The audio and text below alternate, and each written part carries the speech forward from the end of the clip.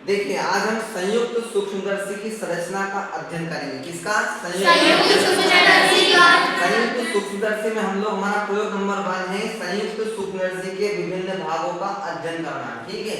Yes sir. इसमें सबसे पहले हम आधार का अध्ययन करेंगे, यस सर। स्तंभ का अध्ययन करेंगे, भुजा का अध्ययन करेंगे, मंच का, दर्पण का। इसके बाद में क्या हमारी सावधानी होती है, एक सूक्ष्मदर्शी को रखने के लिए, प्रयोग करने के लिए क्या सावधानी होती है वो हम करेंगे अध्ययन।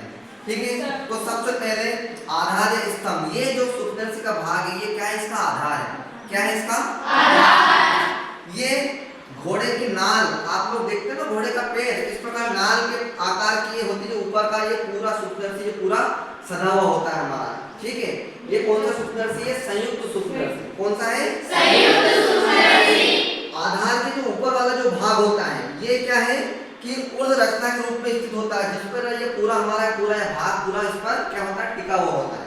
आई बात समझ में? ये हमारी पूरी भुजा होती है। क्या होती है? भुजा। जो कि अंग्रेजी के सी आकार, सी लेटर के जैसे ये दिखता है। ठीक है? सी लेटर के जैसे ये दिखता है। ठीक है? इसके बाद में ये पूरा है मंच, ये मंच जैसा दिख रहा है आप लोगों को? Yes sir. इस पर पूरा हमारा ये पूरा जो भाग है ये इस पर टिका हुआ रहता है, मंच इसको बोलते हैं। ठीक है? तो इसके बाद में ये जो है दर्पण, इसको बोलते हैं मिरर। क्या बोलते हैं? मिरर यानी कांच। ये होता है हमारा ग्लास। ठीक है? तो संयुक्त सूक्ष्मदर्शी में हम लोग छोटी छोटी चीजों का अध्ययन करते हैं। आई बात समझ में? Yes sir. तो आप लोग संयुक्त सूक्ष्मदर्शी को देख रहे हो, इसमें हम लोगों में आधार, स्तंभ, इसके बाद आर मतलब भुजा, भुजा के बारे में पढ़ रहे हैं, इसके बाद मंच, स्टेज के बारे में पढ़ रहे हैं, दूसरा है मिरर। अब सावधानी देखो, इसके लिए क्या सावधानी होना चाहिए। ये इस सूक्ष्मदर्शी को हम अगर सावधानी के रूप में अगर देखना चाहें तो सबसे पहले हमारी सावधानी, तो सूक्ष्मदर्शी को हम एक स्थान से दूसरे स्थान पर अगर रखते हैं तो बड़ी सावधानी रखनी पड़ती है, क्योंकि अगर ये हाथ से अगर छूट गया तो ये पता है इसमें कांच भी होता है, टूट फूट जाएगा।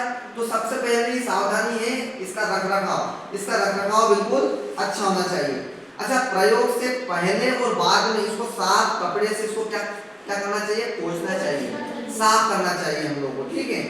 इसके बाद में मंच के ऊपर जो मंच है इसके ऊपर नम वस्तु, जो नरम वस्तुओं को नहीं रखना चाहिए। हमें इस रूप से विशेष रूप से ध्यान देना चाहिए कि जो मंच है उसमें नम चीजें ना हो।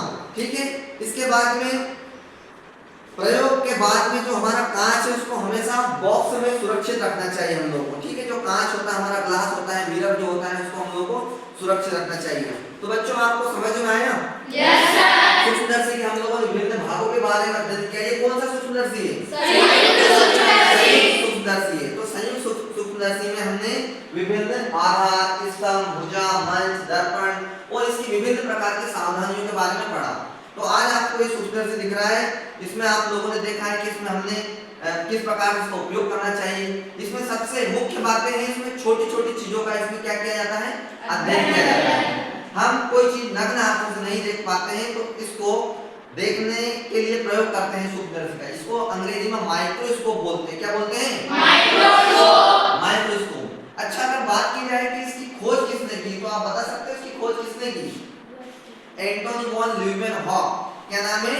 Antony van Leeuwenhoek. इसके खोज करता है। उन्होंने इनको सूक्ष्मदर्शी के बारे में बताया, अध्ययन के बारे में बताया कि इसको छोटी छोटी चीजों का इसमें अध्ययन किया जा सकता है। तो बच्चों आज आपको समझ में आया? आज हमने संयुक्त सूक्ष्मदर्शी की संरचना का अध्ययन किया है। ठीक है? आई बात समझ में?